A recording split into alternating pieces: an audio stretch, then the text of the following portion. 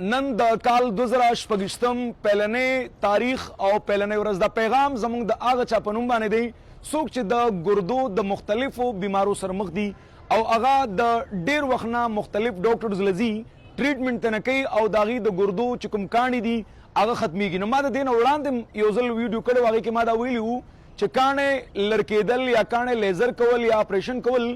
دا کمال نه دی. کمال دا دی چې دغه کاڼې دوباره بیا ونه شي، ولې چې زیاتر خلک داسې دي چې هغه بې انتها پرهیز کوي، بې انتها علاجونه کوي او د هغې باوجود د هغې ګردو کې بار بار کاڼي کېږي. بار بار د ګردو د کاڼو دپاره علاج کول یا بار بار لیزر کول یا بار بار اپریشن کول دا ستاسو د ګردو دپاره د نقصان باعث جوړېدلی شي. دې کې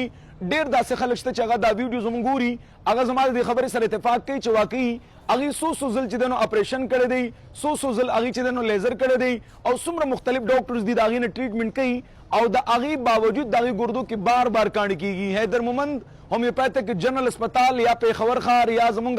د ثوابۍ اسپتال یا زمونږ په مردان روډ باندې 400 کې کوم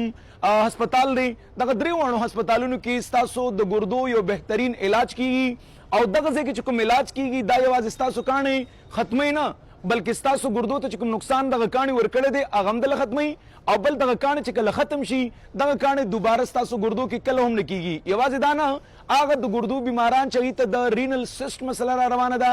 یا هغه د ګردو بیماران چې هغې ته بار بار ګردو کې شګه کېږي، بار بار ګردو کې کاڼي کېږي، یا هغه د ګردو بیماران چې هغه لګیا دي ډایلیسس کوي، یا د ګردو هغه بیماران چې هغه اوس یا مطلب دا چې اکیوټ رینل فیلور پیشنټ دي یا د کرانیک رینل فیلور پیشنټ دي، هغې ته مو دا پیغام دی د ډایلیسس نه وړاندې یا که چېرې تاسو ډایلیسس کوئ د ډایلیسس دوران کې د خپل علاقې یو تکړه هومیوپیتھک ډاکټر سره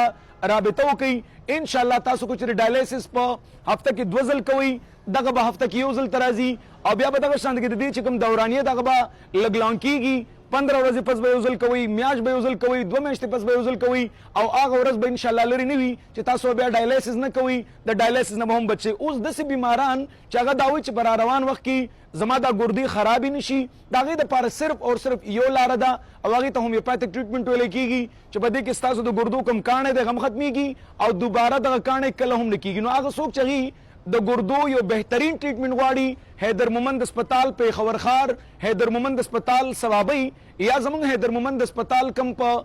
400 کې زموږ په مردان روډ باندې کوم سنټر دی، تاسو هغې ته وزټ وکړئ، د هغه ځای نه ټریټمنټ والئ. الله رب ذوالجلال به صحت کامله درکوي.